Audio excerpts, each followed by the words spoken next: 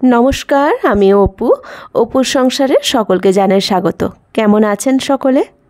আজ একটা দারুণ টিফিন রেসিপি সকলের সাথে শেয়ার করব, যেটা খুবই কম সময়ে বাড়িতে থাকা যে কোনো চাল দিয়ে চটপট বানিয়ে নেওয়া যায়। তেল ছাড়া এই হেলদি রেসিপি খেতে যেমন দুর্দান্ত, বানানোরও কোনো ঝামেলা নেই।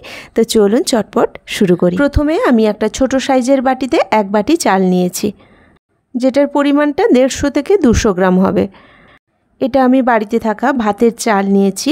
এর জায়গায় আতপ চাল দিয়েও করা যায়, তবে আতপ চালটা সকলের বাড়িতে সবসময় থাকে না, তাই যে কোনো খাওয়ার চাল দিয়ে করা যেতে পারে। চালটা ভালো করে জল দিয়ে ধুয়ে আমি ঘন্টা 4 জন্য ভিজিয়ে রেখে দেবো। অর্থাৎ যখনই রেসিপিটা বানাই না কেন, চালটা আগের থেকে ভিজিয়ে রেখে দিতে হবে। সকালে বানালে রাত্রে চালটা ভিজিয়ে রেখে দিলে খুব ভালো হয়।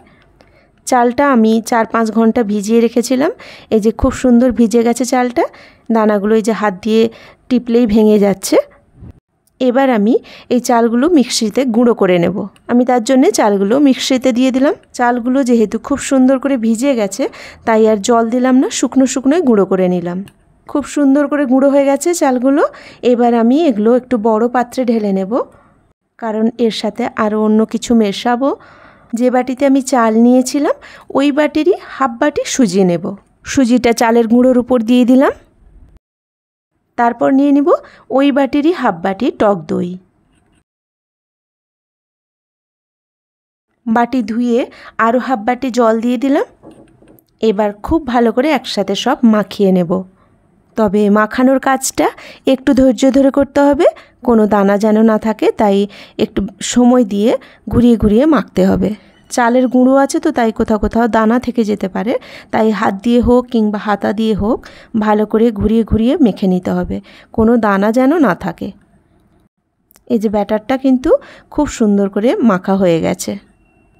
এরমই একটা থকথকে ব্যাটার তৈরি হবে। এবার আমি এর মধ্যে দিয়ে দেব 1 প্যাকেট ইনো। ইনো না থাকলে তার বদলে বেকিং সোডা দেওয়া যেতে পারে, তবে ইনোটা দিলে খুব ভালো ফোলে, তাই আমি 1 প্যাকেট ইনো মাখিয়ে দেব।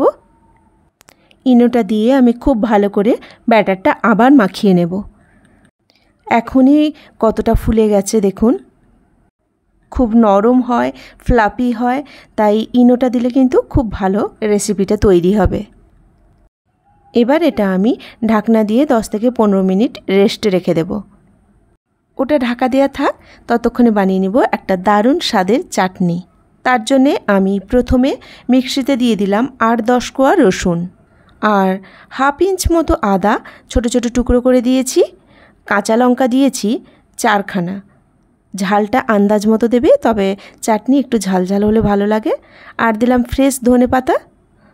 এবার এর সাথে দিয়ে দেব 100 গ্রাম মতো টক দই, আর দিলাম হাফ চামচ লবণ আর সামান্য একটু চিনি। একসাথে সব কিছু পেস্ট করে নেব। দেখুন কি সুন্দর একটা কালার এসছে, আর খেতেও যে কি দুর্দান্ত হয় এই চাটনিটা। এটা এই রেসিপির সাথে ছাড়াও ইডলি কিংবা ধোসা যে কোনো এই ধরনের খাবারের সাথে দারুণ যায়। এবার গ্যাসে একটা হাতার মধ্যে আমি দিয়ে দিয়েছি বেশ খানিকটা সাদা তেল, দিয়ে দিয়েছি 2টো শুকনো লঙ্কা, 1 চামচ কালো সর্ষে, 1 চামচ ছোলার ডাল, তারপর দিয়ে দিলাম বেশ খানিকটা কারি পাতা। কারি পাতার পরিমাণটা একটু বেশি দিয়ে দিয়েছি, তবে তাতে অসুবিধে নেই, কারণ কারি পাতার গন্ধটা দুর্দান্ত লাগে। শুধু খেয়াল রাখতে হবে যেন পুড়ে না যায় এগুলো। খুব সুন্দর একটা গন্ধ বেরোলেই এটা তুলে নেব। চাটনির মধ্যে দিয়ে দেব হাফটা, আর হাফটা দিয়ে দেব ওই আগে থেকে মেখে রাখা চালের গুঁড়োর মধ্যে। ব্যাটারটা ভালো করে মেখে নিয়ে ওর মধ্যে দিয়ে দেব পেঁয়াজ কুচি, একটা বড় সাইজের পেঁয়াজ কুচিয়ে দিয়েছি, আর দেব কাঁচা লঙ্কা কুচি আর ধনেপাতা কুচি। সবশেষে দিয়ে দেব ছোট চামচে 1 চামচ লবণ। এবার খুব ভালো করে একসাথে সব মাখিয়ে নেব। ব্যাটারটা পুরোপুরি তৈরি। এবার একটা স্টিলের থালায় সামান্য তেল দিয়ে ভালো করে থালাটা মাখিয়ে নেব। থালার গায়ে ভালো করে তেলটা মাখিয়ে ওর মধ্যে ব্যাটারটা ঢেলে দিলাম। আগের থেকে আমি গ্যাসের মধ্যে কিছুটা জল একটা পাত্রে বসিয়ে রেখেছিলাম। জলটা একদম ফুটতে শুরু করেছে। এই অবস্থায় থালাটা ওই পাত্রের ওপরে রেখে দেব। ঢাকনা দিয়ে মিনিট 15 অপেক্ষা করতে হবে। রেসিপিটা হেলদি তো অবশ্যই, কিন্তু টেস্টিও, দারুণ টেস্ট, পেটে থাকেও অনেকক্ষণ। তবে সাথে চাটনিটা কিন্তু দরকার, মানে চাটনিতে ডুবিয়ে খেলে জাস্ট অসাধারণ। এখানে মিনিট 15 ঢাকনা দিয়ে স্টিমে রাখার পরে আমি ঢাকনা তুলে একটা খাঁচি দিয়ে ঢুকিয়ে দেখলাম যে খাঁচির গায়ে একটুও লাগেনি, কমপ্লিট হয়ে গেছে। সময় হলে আমি অবশ্যই বলবো একবার অন্তত বানিয়ে খাওয়ার জন্যে। এবার এটা তুলে ঠান্ডা করে নিতে হবে। একটা ছোট চামচ দিয়ে আমি 4 সাইড একটু ঘুরিয়ে নেব।